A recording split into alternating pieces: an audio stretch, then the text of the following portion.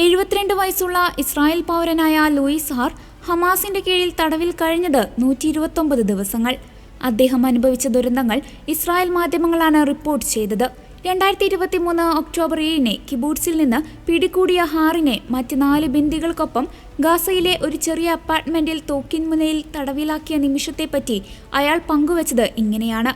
സഹബന്ദികൾക്കും 5 ഭീകര ഗാർഡുകൾക്കും ഭക്ഷണം തയ്യാറാക്കുക എന്ന ഉത്തരവാദിത്തമായിരുന്നു ഹമാസ് ഹാറിന് നൽകിയത്. തുടക്കത്തിൽ ഭക്ഷണം ലഭിച്ചിരുന്നുവെങ്കിലും പിന്നീട് യുദ്ധം കടുത്തതോടെ ഭക്ഷണം കിട്ടാതായെന്ന് ഹാർ പറഞ്ഞു. അതിനെ തുടർന്ന് അവർ ഹമാസ് ഭീകര ഗാർഡുകൾ കഴിച്ച ഭക്ഷണാവശിഷ്ടങ്ങൾ കഴിച്ച് ജീവിക്കേണ്ടി വന്ന ദയനീയ അവസ്ഥ അദ്ദേഹം വെളിപ്പെടുത്തി. അതിനിടെ ഒരിക്കൽ മാത്രം തീവ്രവാദികളിൽ ഒരാൾ ഭക്ഷണത്തിന് നന്ദി എന്ന് പറഞ്ഞതായി ഹാർ ഓർക്കുന്നു. ഭീകരരിൽ ഒരാൾ കണ്ണിൽ കാണുന്നതെല്ലാം കഴിക്കുമായിരുന്നതിനാൽ പട്ടിണി കിടന്ന് മരിക്കുമെന്ന് ഭയന്ന് ഹാറും സഹ തടവുകാരും അവർക്ക് ലഭിച്ച പരിമിതമായ ഭക്ഷണം ഒളിപ്പിച്ചു വെച്ച കാര്യവും ഹാർ മാധ്യമങ്ങളോട് പറഞ്ഞു. തടവിൽ കഴിയുമ്പോൾ ഹാർ 35 പൗണ്ട് ആണ് കുറഞ്ഞത്.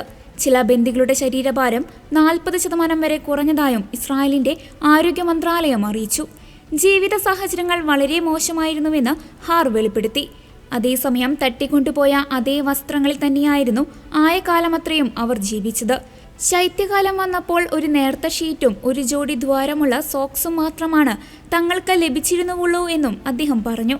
മാർച്ച് 18 ഗാസയിൽ പോരാട്ടം പുനരാരംഭിച്ചതിന് ശേഷം കുറഞ്ഞത് 24 ബന്ദികൾ ഇപ്പോഴും ജീവിച്ചിരിപ്പുണ്ടെന്നാണ് ഹാർ വിശ്വസിക്കുന്നത്. മറ്റ് 35 പേർ മരിച്ചതായാണ് ഹാറിന്റെ കണക്കുകൂട്ടൽ.